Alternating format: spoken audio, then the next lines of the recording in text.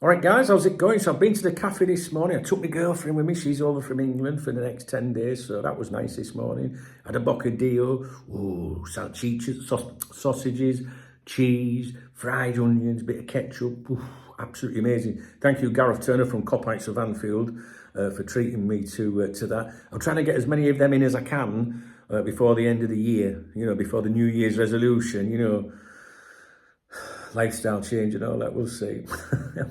God loves a trier. So yeah, I've been to the cafe. I have reviewed today's Spanish football dailies for you, Marca, AS and Sport. And I can confirm that Trent Alexander-Arnold is receiving some attention today. We're going to talk about that in a moment. If you don't have a lot of time, I can basically tell you that it's just emphasis on Real Madrid's interest in him. And they basically expect him to go there, that kind of stuff. Do you know what I mean? In other words, it's not an article saying maybe Real Madrid will do something. It's like they're hoping it's going to happen, right? So I can't remember word for word. I'll have to read it to you in a moment. But I think you should hang around for that bit. There's also a reference to Zubimendi as well in the papers today. So let's get on with it straight away so I can, not hold you up. The front page of Marca today features like a full page photo of Pep Guardiola with the headline "No levanta cabeza," which basically translated means he can't lift his head. It's like a picture of Guardiola like squatting down with like this, like stress or whatever. And basically, the supporting text around the headline reads, "Pep's City continues with its sinking, only one win in 13 games." And it also says another setback to extend a horrible streak that has no end. Guardiola is unable to find the key. Even Haaland, who wasted a penalty, fails him. The related article inside is titled Carbon para Guardiola, which in Spain, basically children who misbehave during the year receive carbon, which means coal, from the three kings, the three wise men, instead of presents as part of a holiday tradition. So here in Spain, Christmas, they celebrate Christmas. But on January the 6th is Three Kings Day. That's the big day to them. That's when the wise, the three kings, if you like, the three wise men, as we might call them, they come and give gifts to the children, right? But if you've been a naughty boy throughout the year, then you receive carbon, which is coal. So that's what they're saying here, basically. Coal for Guardiola, meaning like... It's playfully implying that Guardiola is receiving bad news or bad luck instead of positive outcomes. And basically, it ties into the idea that Guardiola is experiencing a rough streak. He can't lift his head as things continue to go poorly for him. Now, staying with Marca, there is an article titled "Liverpool Not Closed for Christmas." This, of course, refers to last night's 3-1 victory over Leicester City. Basically, like, Liverpool are relentless, like they're just steaming ahead. And in the article, they suggest that Mo Salah is playing with the ambition to win the Ballon d'Or. In other words, like, this kid is fucking amazing, and he's playing out of his skin, which, with the contract situation, you're like, just give him the fucking contract, give him what he wants. I'm a firm believer of that, and it's not very often I say that, all right? As to give a player what they want. You've got to negotiate, I get it. But it does make you wonder if it's making him play even better. Maybe they're sat there going, well, we were obviously going to give him what he wants now, but let's drag it out as long as possible, because he is playing very well, right? So we move on to AS now, and this is where we're getting on to Trent. And the article is titled, "Alexander-Arnold and a creative midfielder are now the priorities," right? And the sub-headline with that, if you like, is "The signing of the Englishman is on track, is on course." And the other focus is on finding a profile that resembles Cruz in terms of, the creative midfielder that they're also looking for. It's written by journalist Marco Ruiz. I just thought you might want to know this. He focuses on La Liga clubs, major tournaments, transfer news. Typically covers top-tier Spanish football clubs, Real Madrid, Barcelona, Atletico Madrid, as well as a national team in Spain. He does not write exclusively about Real Madrid. And that might be something you want to consider, because you could say, well, he's not a Real Madrid mouthpiece then, so he's not doing this to unsettle anyone. But you might also say, well, if he's not focused on Real Madrid entirely all the time, exclusively, then maybe he's not in the loop, whatever. I don't know. They're just things that you might want to consider. His article he's very adamant in this article with what he's claiming. And basically he writes that Real Madrid signing a central defender is no longer a priority. If you follow my Spanish football dailies each day, the review of them, you'll know that that's what I've been saying for a few weeks now. You know, they've got them 4 young centre-backs coming through, and there's Asensio and people like that. The management is now focused on the creative midfielder and a right-back. All efforts will be focused on these 2 positions for next summer. Alphonso Davies, this is a player that I think will go to Real Madrid. He's been linked with Barcelona, buying and hopefully keeping him. He's been mentioned with Liverpool, but I think that's the Twitter twats. I don't think there's any truth in it. What they say about Alphonso Davies is that he's not a priority. Now, not a priority doesn't mean that they're no longer interested in him. It means he's just not a priority. In other words, they're focusing on, you know, the right back and situation in midfield. He could still be on the agenda, for example, but the left-sided defence is not as important as the other 2 positions. And I think I would agree with that personally. Now, this journalist also says that Real Madrid still expect Davies to keep his word and respect an informal agreement to make the switch them on a free transfer in the summer. So they're still hopeful of signing him, but they're just not making him a priority. And this agreement, do you remember a couple of weeks ago, there was a claim that Real Madrid had asked Davies and Trent Alexander-Arnold not to renew their contracts. In other words, like, don't renew your contracts. If we can do something, you know, free transfer-wise, if there's an opening, then we can't do that if you renew your contracts. So the suggestion in Spain is that both of those players have been told, delay, if maybe we can do something. And that's the kind of arrogance you would expect from Real Madrid. So a player basically has to go, right, I can't sign for you just in case they come for me. So it's a very interesting one, because it's not just about Trent, it is as far as we're concerned, but Davies as well. You know, it's kind of like them situations are running parallel with each other. Anyway, Bayern Munich are trying hard to convince Davies to extend his contract with them, but Real Madrid are hopeful that he'll stick to this agreement, drag it out, and make the switch to them in the summer. But he's not a priority. Trent Alexander-Arnold is, if you believe the latest claims. Now, this is the big bit. With regards to Trent Alexander-Arnold, he, the player, Trent, is clear that he wants to play at Real Madrid, and he has ignored all the renewal offers that have come to him from the offices at Anfield. If everything goes well, that's an important word, he will be a Real Madrid player next summer. Massive claims. And the interesting thing, I see a lot of these articles, right? This one doesn't sound like it's full of speculation and possibility. This journalist is really like going, this is the situation. And I'm inclined to believe his claims, to be honest with you. But the key word here is if. If everything goes well, which means it could not go well, all right? So I think that when you look at the situation, we're now on the 27th of December, the pressure will be increasing on Trent, because if he goes into January having not extended his Liverpool contract, people are going to turn nasty towards him, especially in the city, and he will know that. So there is real pressure on this to be wrapped up one way or the other. I think if he's honest, you know, if he wants to go and play for Real Madrid, if that's an ambition of his, if he wants to test himself in La Liga, I genuinely don't have a problem with that. Where I have a problem is if the club is dicked around, like by Michael Owen, for example. He really dicked us around for a long time. Everyone knew he was going to go, and his agent took a year off. You know, can't do anything at the moment. My agent's on a 1-year sabbatical. It was just such a bullshit situation at the time. And people will be angry if Trent leaves for free. But I read a comment on one of my videos yesterday that basically said Trent doesn't owe Liverpool anything. You know, clubs get rid of people when they want to get rid of them, all right? And it made me think a little bit. I thought, yeah, maybe you're right. Yeah, you know, some people say sell him in January. You know, no. If he wants to go, I ain't got a problem with it. But just don't be giving us this shit about, I don't play my contract negotiations out in public, which implies the others are. No, what they're doing is they're kind of alluding or saying, I want to stay at this club, you know, and you haven't done that, Trent, right? Now, if Real Madrid, did you notice that word again? If Real Madrid don't come for him, then I'm sure he'll quickly turn around and sign a deal with Liverpool and say, I never in a million years did I think about leaving this amazing club that I've been with since I was a kid.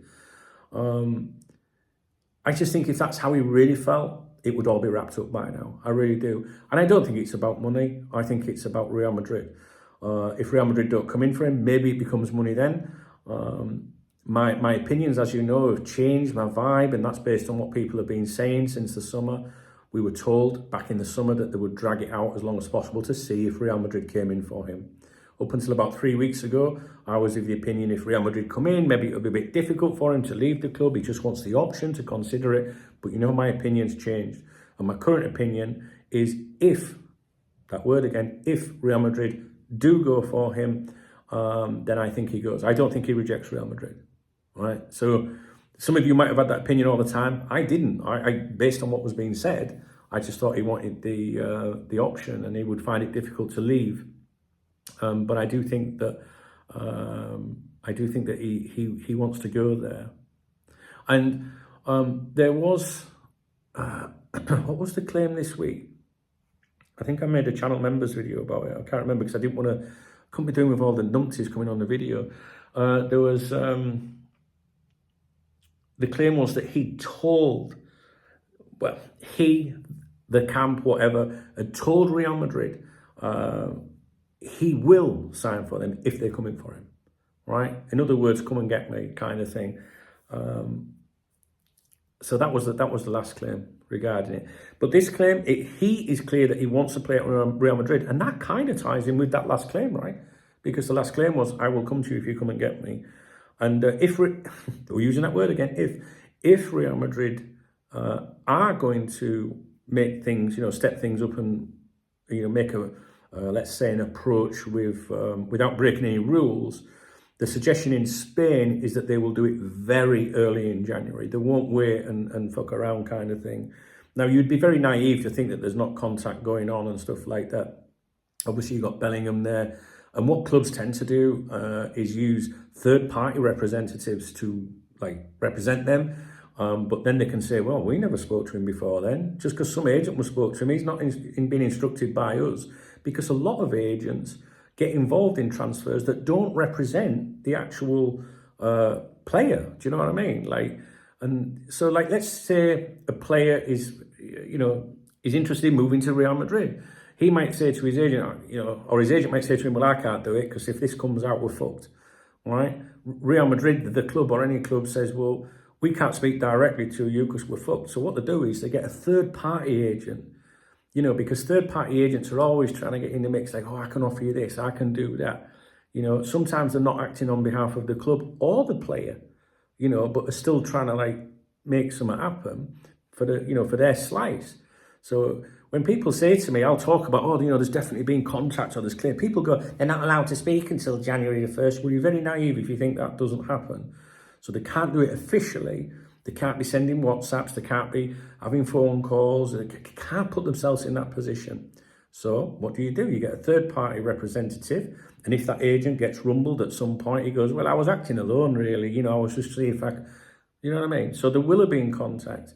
I believe there's been contact. I believe he will go to Real Madrid if Real Madrid step up. The suggestion here in Spain is if Real Madrid are to step up, that if again, then it will be early in the window. And that's about it really concerning Trent. But this article, it's really not it's not speculative. It's very much like the journalist is saying, this is what it is, this is what it's happening. And it really interested me, to be honest with you. So I'm going to keep an eye on this journalist for you. I've got a document on my computer. Well, not just that one, it's on all my computers in the cloud, including my phone. And I every journalist that you can think of, I keep their name and I date every claim they make so that I can see what the reliability is like. Do you know what I mean? And what they've previously said, and if there's a shift in their feelings. Anyway, that's it regarding Trent. Martin Zubimendi, I think this was in the same article, right at the very end of this article. It said that rumours in San Sebastian, where Real Sociedad are located, claim that Zubimendi is a real candidate for Real Madrid. So real, genuine, candidate of Real Madrid. But there's no reference of that from any Madrid-based journalist at the moment. He's been mentioned in a few articles here and there, but this is saying, if this was a Madrid journalist saying there is real interest in Zubimendi, I would listen. But there's nobody from Madrid, supporting that claim at the moment. So to me, that suggests it's likely just to be local chatter in San Sebastian. You can imagine what they'll be talking about in Spain, well, if he leaves here, he's obviously going to go to Real Madrid, because they don't really think much further than Spain, really, sometimes. I don't see him going to Manchester City, to be honest with you. I genuinely, I feel that Zubimendi will be on the move in the summer. He turns 26 in February, I think. I think Liverpool have maintained their interest in him. I do. I know many of you are like, don't want to hear about this fucker, he turned us down. And I know that's a pride thing. And I understand it. But basically, the lad has been with that club, I think, since he was 6. And to be from that region, to play for one of those clubs, is a big deal. Real big deal. It's like you now probably want Trent Alexander-Arnold to show the same loyalty, right, towards Liverpool. I think this is an even bigger situation, to be honest with you, because of when you understand the region and everything. Although, in fact, Liverpool, maybe it's similar in some ways. But, there was headlines, was it last week when I was in England, Zubimendi didn't find it difficult to turn down Liverpool, and everyone was in a fucking rage about that. And it was like, that's not really what he said. It was just the clickbaiters, the Twitter twats, trying to make you angry, which what happens when you're angry, you turn against the player, right? But if you look at it from another point of view, what he was saying was, it wasn't difficult to stay at the club I've been with since I was 6 or 7 or whatever age he was. And when you look at it in that way, it doesn't sound as bad, does it? So it's just, please take my advice, and I say this all the time, and I'm not patronising you, right? What I'm saying to you is, when you see articles, whether it's in a newspaper, whether it's on a blog or fucking social media, whatever, where there's quotes, always read the quotes first. You can't avoid the headline, but try not to focus on the headline. And if the headline says, Zubimendi, I found it hard not to reject Liverpool, look in the article and see if he actually fucking said that. And he didn't say that, right? He never mentioned the word Liverpool. And that's why it's important that if you see a headline and it doesn't have the speech bubbles, if you like, around it, whether it's 1, which is kind of like alluding to what he said, or 2, that should mean that's exactly what he said. If you don't see them, that's just basically the author of the article or the publication trying to get a catchy headline. Try and ignore that. When you see the comments from Zubimendi last week, if you only read the comments and you don't read the headline and the supporting text around those comments, you will read it in a different way, because the journalist can really program your mind. Do you know what I mean? Like, you can already plant the seed to make you angry or make you positive, right? So try and ignore that. Always read the quotes again. And if you need to read the rest of the article, fine. But Zubimendi didn't say, I found it easy to reject Liverpool. He just said, I didn't find it hard to reject Liverpool. He didn't say that. He said, I didn't find it hard, to stay where I am with the club. And that's exactly what their fans want to hear. And he's saying it to a Spanish audience. So it's kind of what you want to hear from Trent, right? So what you've got here is a player. I've got a phone call. Why would someone be phoning me on here? Nobody's even got my number on here. Sorry, I record my phones on... my videos, on the phone, on an iPhone, and there's a SIM built into it somewhere, an eSIM, but I don't even have to use it. Sorry, I'll throw myself off. You've basically got here a player that is exceptionally loyal, and that's exactly the kind of player that I want to sign at Liverpool. Do you know what I mean? That I don't want a player that's going to come to Liverpool and go, well, I want to leave in a couple of years' time. He sounds like he has, some morals and stuff. So I would urge against slamming him, but I understand completely if you're a diehard Red, because I used to be a bit like that, and I probably would be like that if it was a different situation. I'd probably be saying, "Fuck you, you fuck." Do you know what I mean? But I don't think it's like that with Zubimendi. The last I heard on that front, but it's going back about what month are we in now? So it would have been October, maybe. Was that Richard Hughes had maintained contact with his representative, his agent. They get on very well, and that there was still dialogue there. But what does that even mean? I remember saying that at the time when I made a video. What does that mean? I mean, does it mean they've got dialogue as to, is he up for it, or is it just like, how's he doing? Is he all right? Has he got settled in? Do you know what I mean? He didn't sign a new contract with Real Sociedad. People thought, you got the Liverpool fans going, it's because he wants more money. He rejected, was it 3 times more salary or something at Liverpool? It's not about money. How nice is it to have a player like that? I think it's all right. Whether you want him at Anfield is a different thing altogether. But I'm just trying to say, like, give the lad a break. Because if he came in at Liverpool, I'd be delighted. But unfortunately, if you watch the video I did yesterday about will Liverpool enter the transfer market in January, the club's already putting that vibe out that, there's no urgency on a number 6 because Ryan Gravenberch is doing so well. The left-back situation can wait till the summer, as can the centre-back situation.